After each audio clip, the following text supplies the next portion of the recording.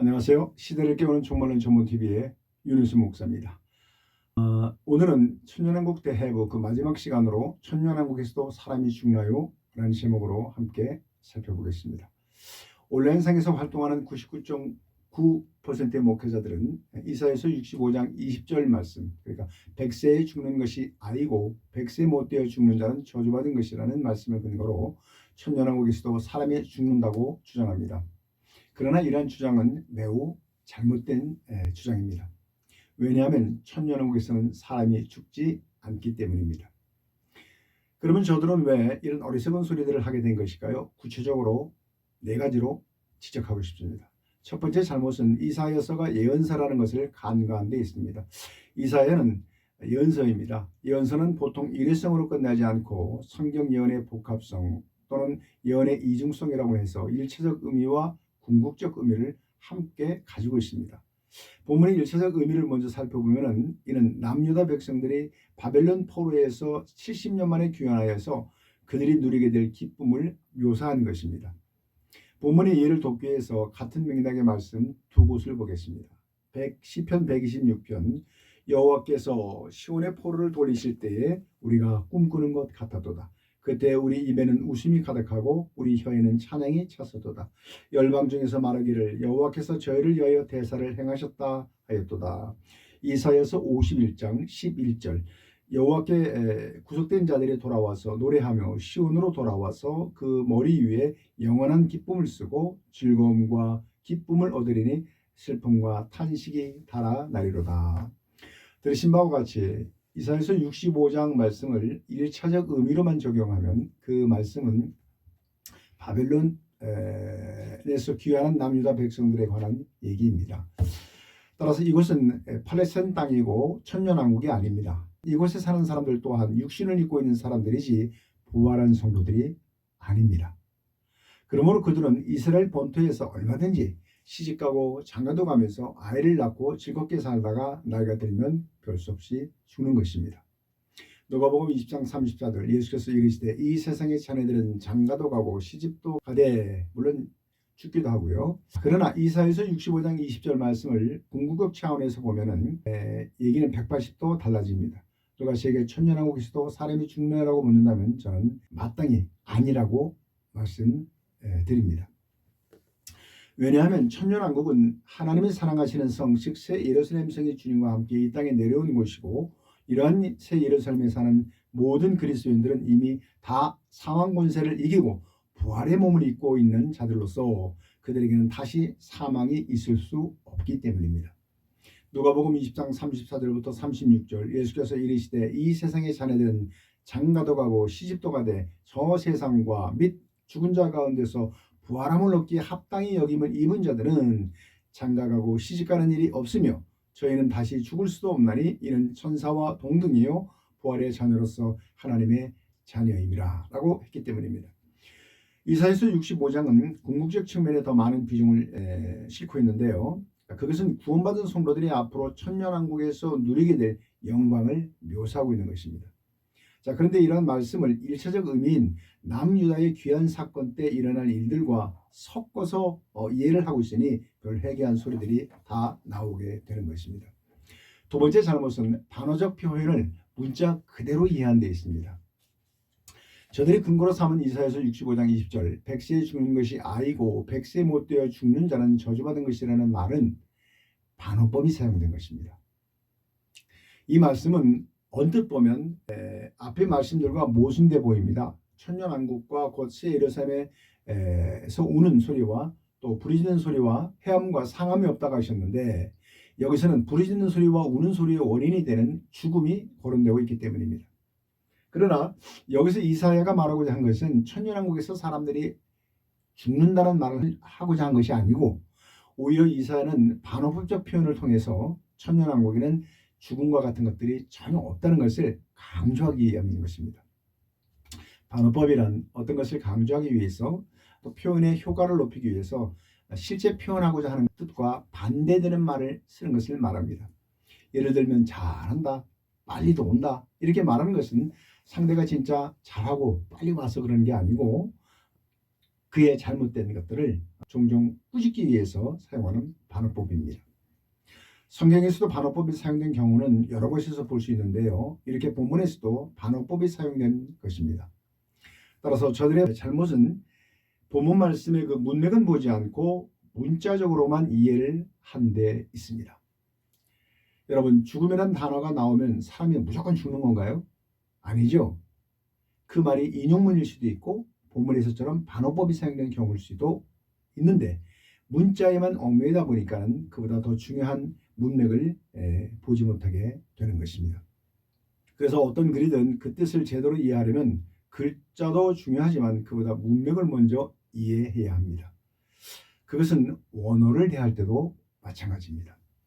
세 번째 잘못은 이사야서 65장 말씀에 주와 객을 바꿔서 적용한 데 있습니다. 주객이 전도된 것입니다. 주된 말씀과 부수적으로 주신 말씀의 위치를 바꿔서 풀었다는 것입니다. 그래서 말씀을 해석할 때는 근본적인 말씀과 부수적으로 주어진 말씀을 정확하게 구분하는 것이 매우 중요합니다. 설교자가 이것을 잘 구분하지 못하게 되면 성도들은 참된 하나님의 말씀을 들을 수 없고 곧 있을 환난 때 우왕좌왕할 수밖에 없게 됩니다. 그렇게 되면 성도들은 환난을 안전하게 통과하기가 무척 힘들어질 겁니다.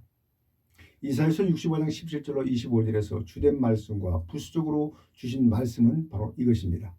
먼저 주된 말씀을 보겠습니다. 본문에서의 주된 말씀은 17절부터 19절, 또 건너뛰어서 24절부터 25절에 있습니다.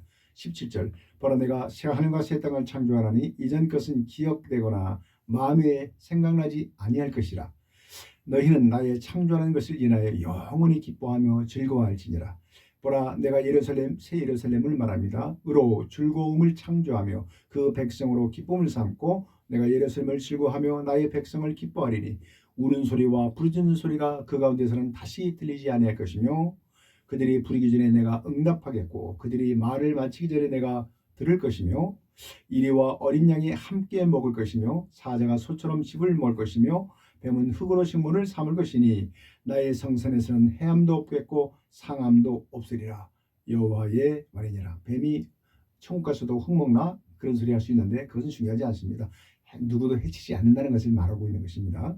자, 이 말씀들이 주된 말씀입니다. 자, 그리고 이 말씀들은 세상 나라가 그리스도의 나라가 되었을 때 주님이 천년왕국에서 문자가 다 성취해 주실 것입니다. 그런데 지금 말씀드린 것과 사실상 같은 예언의 말씀이 요한계시록에서도 기록되어 있는데요. 계시록 21장 4절 말씀입니다. 모든 눈물을 눈에서 씻기심에 다시 사망이 없고 애통하는 것이나 곡하는 것이나 아픈 것이 다시 있지 아니하리니 처음 것들이 다 지나갔습니다. 이 말씀은 약간의 표현과 저자가 다를 뿐 짝을 맞춰봤더니 선지자 이사야가 65장에서 예언한 것과 사실상 같은 말씀입니다. 같은 사건을 다루더라도 저자에 따라서 표현이 약간씩 다른 경우들을 우리는 선지서나 공관복음을 통해서 충분히 봐왔던 일입니다.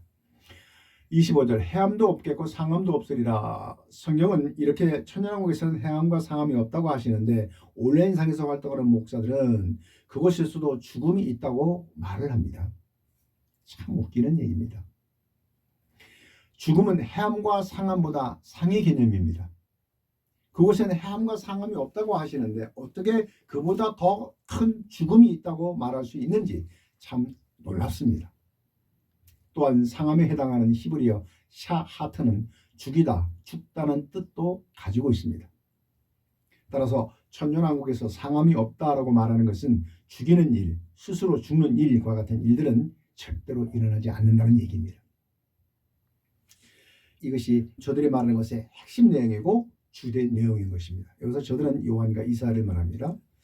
자, 이제 부수적으로 주신 말씀을 보겠습니다. 20절로 23절 내용입니다. 우선 20절만 보겠습니다. 거기는 날수가 많지 못하여 죽는 유아와 수완에 차지 못한 노인이 다시는 없을 것이라. 없다는 것이죠. 곧 100세 죽는 자가 아니겠고 100세 못 되어 죽는 자는 저주받은 것이라 그랬어요. 여러분, 천년왕국에서 저주가 있을까요? 없습니다. 그럼 이게 무슨 의미일까요? 여기서 잠깐 주된 말씀이 무엇이었는지 잠깐 돌아가야 됩니다. 보라 내가 새 하늘과 새 땅을 창조하나니 이전 것은 기억되거나 마음에 생각나지 아니할 것이라. 우는 소리와 부르짖는 소리가 다시는 들리지 않는다. 나의 성산에서는 해함도 없겠고 상함도 없으리라는 말씀입니다. 자, 그런데 부수적인 말씀이 그 뒤를 이어서 나오는데, 부수적 말씀은 주된 말씀을 공고히 해야 하는 것이 자기의 역할인데요. 마치 주된 말씀에 찬물을 껴는 그런 느낌을 주고 있습니다. 주된 말씀은 해함과 상함이 없고 우는 소리가 없다고 지금 했는데, 이것은 죽지 않는다는 표현을 직접 쓰고 있지는 않지만 천년왕국에서는 상함이 없다는 원어적 의미에 죽지 않는다는 의미가 있는 것과 사실상 같은 말씀인 계시록 21장 4절 말씀에서 새 예루살렘 성에서는 사망이 없다는 말씀을 하고 있는 것으로 볼 때, 천년왕국 곧 새 예루살렘에서는 죽음이 전혀 없다는 것을 반어법적으로 표현하고 있는 것임을 확실히 알 수 있는 것입니다. 그런 이사야는 좀 쉽게 설명하지 왜 이렇게 어렵게 설명을 했을까요? 천국을 그 당시 사람들의 눈높이에 맞게 강조하기 위해서 반어법을 사용한 것입니다. 무슨 말인가 하면, 그 당시에는 자진전정으로서 사람들이 일찍 죽는 경우가 많았고, 그로 인해서 우는 소리와 부르짖는 사람들도 많이 생겨났습니다. 약탈과 상함도 많았고요. 물론 우리로서는 언뜻 이야기가 어려울 수 있지만 그 당시 사람들에게는 천국이 이보다 더 쉽게 체감할 수 있게 이렇게 더 쉽게 설명하는 말은 없었을 것입니다. 마치 뜬구름 잡는 것처럼 먼 장래 큰 상급보다는 당면한 오늘의 고통을 해소시켜주는 그런 작은 소망이 그들에게는 더 크게 와 닿았기 때문입니다. 그래서 지금 이사야는 그들이 이해할 수 있는 그 눈높이에서 천년왕국을 소개하고 있는 것입니다. 이해가 되시죠? 그런데 문제의 사람들은 이러한 주인된 말씀은 내쫓고 부수적으로 주신 이 반어법의 말씀을 주인으로 끌어들여서 천년왕국에 사는 사람들이 지금보다 훨씬 더 오래 산다는 둥, 시집 장가 가서 아이를 낳는다는 둥, 죄도 오는 정도 짓고 산다는 둥, 온갖 되지도 않는 소리들을 다 이렇게 늘어놓고 있는 것입니다. 저들은 스가랴서 14장을 비롯해서 메시아 왕국에 대한 말씀들이 구약에 많이 나오잖아요. 상징적 의미가 많이 깔려 있는 말씀입니다. 상징적 의미로 주신 말씀들을 문자 그대로 이해를 해서 천년왕국 때 이방의 만국 백성이 매년 예루살렘 올라와서 초막절을 지킨다는 등 정말 황당하기 짝있는 그런 말들을 하고 있는 것입니다. 천년왕국에 이방인들이 어디 있습니까? 이 말씀은 세상에서 구원받은 모든 그리스도인들이, 즉 우리를 구원해 주신 하나님의 은혜를 감사하여서 기억하고 천년왕국에서 감사제를 드린다는 것을 그렇게 상징적으로 표현한 것입니다. 초막절의 핵심은 하나님의 은혜를 기억하고 감사하는 데 있습니다. 그런데 이것을 문자 그대로 이해를 하고 있으니 탄식이 절로 나오는 것입니다. 묵선한 자들이 성경을 해석하는 기본들이 너무 안 돼 있어요. 끝으로 네 번째 잘못은 이사야가 본 새하늘과 새 땅과 요한이 본 새하늘과 새 땅을 서로 다른 것으로 본 데 있습니다. 어떤 이는 이사야가 예언한 새하늘과 새 땅과 요한이 예언한 새하늘과 새 땅은 다른 것이라고 하면서 이사야가 말하는 새하늘과 새 땅에서는 죄도 어느 정도 지으면서 살아간다고 말합니다. 그러나 제가 연구한 바에 의하면 이사야가 말한 새하늘과 새 땅과 요한이 말한 새하늘과 새 땅은 서로 다르지 않습니다. 같은 것입니다. 새하늘과 새 땅을 성경에서 모두 4회 나옵니다. 구약 성경에서는 2번 나옵니다. 이사야서 65장 17절, 보라 내가 새하늘과 새 땅을 창조하노니 이전 것은 기억되거나 마음에 생각지 아니할 것이라. 이사야서 66장 22절, 나 여호와가 말하노라 나의 지을 새하늘과 새 땅이 내 앞에 항상 있을 것 같이 너희 자손과 너의 이름이 항상 있으리라. 이 두 곳에서 새하늘과 새 땅에서 새에 해당하는 히브리어는 하다시가 쓰였는데요. 그 뜻은 새로워진, 새로운의 의미가 있고요. 새하늘과 새 땅을 창조하는 이에서 창조는 전적으로 이 세상이 새로운 모습으로 다시 창조될 것임을 예언하고 있습니다. 그도 그럴 것이 천국은 늘 새로운 곳이므로 또다시 새롭게 창조될 이유가 전혀 없는 것입니다. 이렇게 해서 선지자 이사야가 예언한 새하늘과 새 땅과 사도 요한이 계시록 21장에서 말하는 새하늘과 새 땅은 서로 같은 것을 말하는 것임을 확실하게 알 수 있는 것입니다.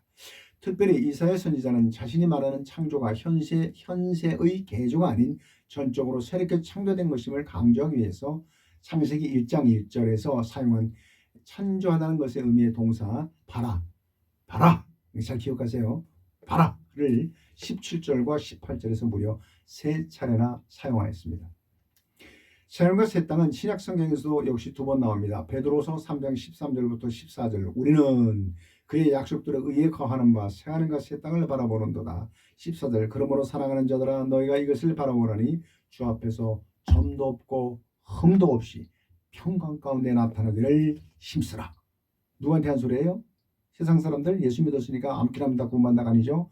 사랑하는 자들아 점도 없이 흠도 없이 평강 가운데 주님 오심을 볼 수 있게끔 힘쓰라. 여러분 주님 곧 오십니다. 불안한 가운데서 주님을 만나시면 안 됩니다. 꺼리낄 것이 없는 마음 상태에서 주님을 만나십시오. 충분히 할 수 있습니다. 내게 능력 주시는 자 안에서 내가 모든 것을 할 수 있다는 이 바울의 고백이 저와 여러분의 고백이 되실 수 있기를 주님의 이름으로 축복합니다. 계시록 21장 1절 또 내가 새하늘과 새 땅을 보니 처음 하늘과 처음 땅이 없어졌고 바다도 다시 있지 않더라. 신약성경에서 말하는 새하늘과 새 땅에서의 이 새에 해당하는 헬라어는요 카이노스가 쓰였는데요. 그 뜻은 전혀 새로운 것을 의미합니다. 관련된 말씀들을 살펴보면 쓰지 않은, 써보지 않은, 전에 없었던 이런 뜻으로 알려지지 않은, 낯선, 놀라운, 옛것이나 낡은 것의 반대의 개념을 말하는 것으로 쓰였습니다. 이 카이노스를 원어적 의미로 보면 시간적 의미로 주어진 네오스와는 다른데요. 시간적 의미는 과거에서 현재, 미래로 이어지는 연장선상에서 주어지는 일종의 갱신 같은 것을 말합니다. 그러나 카이로스는 그런 의미의 네오스의 개념이 아니고 질적으로 완전히 새로운 것을 의미합니다. 따라서 천년왕국은 예수님의 완전한 통치가 이루어지는 천국에 속한 나라임을 알 수 있습니다. 그러므로 천년왕국은 태초에 창조된 그 세상이 아닙니다. 그 세상은 이미 헌 것이 되어버렸습니다. 에덴 동산에서부터 벌써 인간의 타락은 시작됐기 때문입니다. 그래서 어떤 분들은 천년왕국 에덴 동산이라고 하는데 그거 아닙니다. 거긴 벌써 더럽혀진 곳이에요. 사람들이 자꾸 천년왕국을 천국의 시작으로 보지 않고 세상 나라들의 마지막을 장식하는 그런 정도로 보는데 그렇게 보시면 크게 오판하는 것입니다. 다니엘서 2장 44절 킹제임스 버전 이들 왕들의 때에 하늘의 하나님께서 결코 망하지 않는 한 왕국을 세우리니 그 왕국은 다른 백성에게 넘겨지지 않을 것이요 도리어 그 왕국의 모든 왕국들을 쳐부시고 멸하여 영원히 설 것이니라. 천년왕국은 천국과 연결된 바로 천국의 모습인 것입니다. 천국과 천년왕국의 차이점을 연구해 보니 시간과 장소가 천년왕국에 특정된 것 외에는 그 조건들이 천국과 전혀 다르지 않은 것을 확인했습니다. 크게 다르지 않다는 것이에요. 천년왕국은 세상 나라가 완전히 하나님과 그리스도의 나라가 된 곳이고 그곳은 부활한 성도들만이 입성할 수 있는 새 예루살렘 성입니다. 그러므로 천년왕국을 아주 회개망측한 곳으로 만들려는 시도를 벌여야 합니다. 이러한 새하늘과 새 땅에는 만물이 다 새로운 피조물로 채워지고 성도들도 역시 부활한 몸을 입고 들어가는 것입니다. 천년왕국은 하늘에서 새 예루살렘이 내려온 것이므로 옛것은 하나도 있을 수 없으며 오직 새 것들로 가득 차 있습니다. 예수님께서는 세수를 낡은 가죽 부대에 담는 이가 없나니 그렇게 말씀하셨어요. 그런데 당신이 그 법칙을 어기시고 일을 행하실 리가 전혀 없는 것입니다. 구원받은 우리로 천년왕국에 들어가게 하시는 세 가지 이유에 대해서 제가 말씀드린다고 했는데 생각해 보니까 그다지 중요하지 않다고 판단되어서 그 점은 다루지 않기로 했습니다. 결론입니다. 천년왕국에서도 사람이 죽는다고 말하는 자들은 바벨론에서 귀환한 남유다민들과 부활하여 천년왕국에 들어가 왕노릇하며 사는 성도들을 구분하지 못하고 하는 소리이며 무엇이 주된 말씀이고 무엇이 부연 설명인지를 전혀 모르고 하는 소리입니다. 또한 이사야서 65장 22절에 보면은 내 백성의 수완이 나무의 수완 같겠고 라고 했는데 여러분 나무의 수명이 얼마나 되는지 아십니까? 수천 년씩 사는 나무들도 있습니다. 세계에서 가장 오래된 나무는 4,600년이 넘습니다. 캘리포니아 화이트산 정산 부근에 있다고 한데요. 이 외에도 수천 년씩 사는 나무들은 아직도 많이 존재합니다. 그렇다면 저들의 주장대로라면 천년왕국에서의 기한은 천년뿐인데 그곳에서 살아가야 할 사람들의 수명은 나무의 수완처럼 수천 년입니다. 뭔가 이상하지 않습니까? 수천 년을 살아가야 할 사람들이 천년만 사는 나라에서 어떻게 살 수 있을까요? 그러면 천년왕국에서 인간의 생명이 나무의 수완과 같다는 말은 무슨 의미로 주셨을까요? 그 의미는 천국과 다름없는 천년왕국에서는 사람이 죽지 않는다는 것을 은유적으로 표현하고 있는 것입니다. 여러분, 이것을 묵시문학이라고 하는 것입니다. 다음 영상의 주제는 기도해보고 정하도록 하겠습니다. 그때까지 건강하십시오. 감사합니다.